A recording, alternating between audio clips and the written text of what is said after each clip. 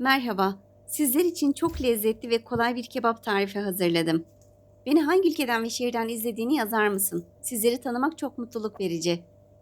600 gram kıyma, 1 kapya biber, 2 yeşil biber, 2 diş sarımsak, 1 tutam maydanoz, birer tatlı kaşığı tuz, toz biber, pul biber, 1 çay kaşığı karabiber. Hepsini güzelce yoğuralım.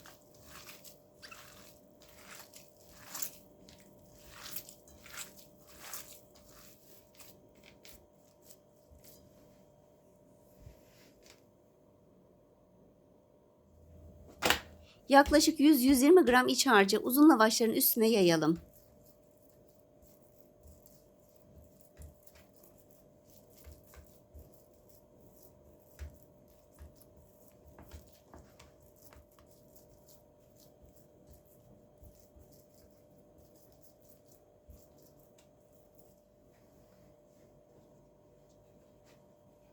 Rulo yapalım.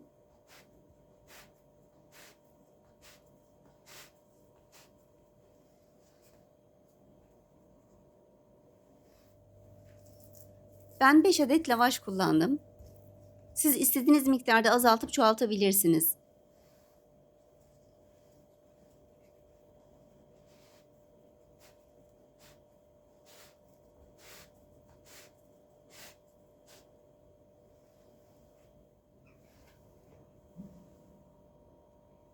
Gördüğünüz gibi keselim.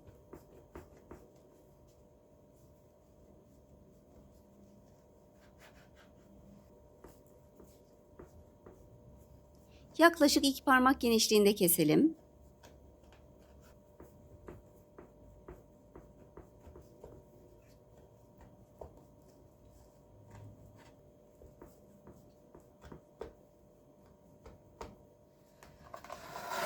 Fırın tepsisini yağlayalım.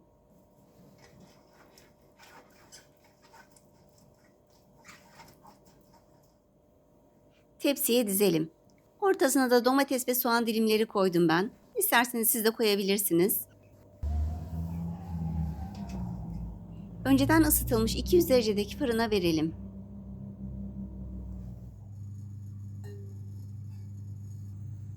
Sos için 2 yemek kaşığı zeytinyağı, 300 gram domates,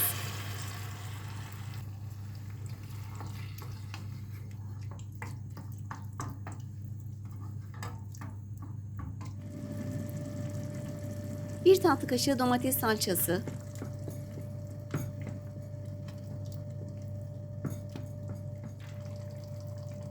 2 küp şeker, 1 tatlı kaşığı tuz, 1 tatlı kaşığı kekik, 1 çay kaşığı karabiber.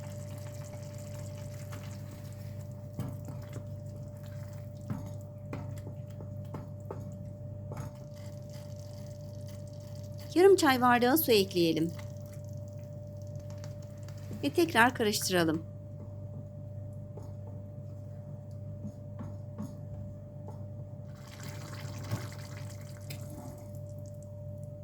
Bu sosu ayrıca bütün kızartmalarınızda da kullanabilirsiniz. Kebabımız çok güzel pişti. Kontrollü pişirin lütfen, pişirirken de yakmamaya özen gösterin. Sarımsaklı yoğurt üstüne servis edelim.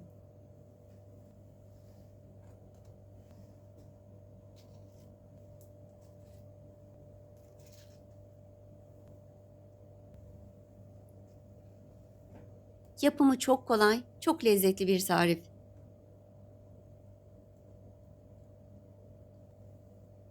Üzerine de tereyağı gezdirelim.